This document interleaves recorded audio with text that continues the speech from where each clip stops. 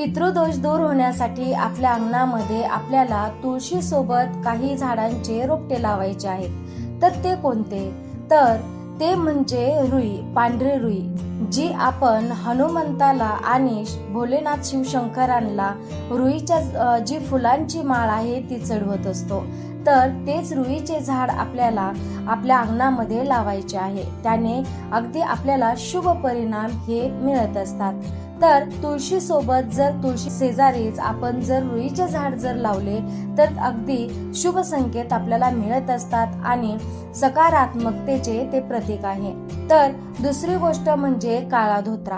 काळा धोत्रा देखील आपल्याला आपल्या अंगणामध्ये लावल्याच्या नंतरून नित्य नेमाने जर आपण त्याची पूजा केली तर ते देखील आपल्यासाठी शास्त्रानुसार खूप शुभ मानले जाते आणि जो काही आपल्या घरामध्ये क्लेश आहे, द्वेष आहे, तर तो निघून जातो.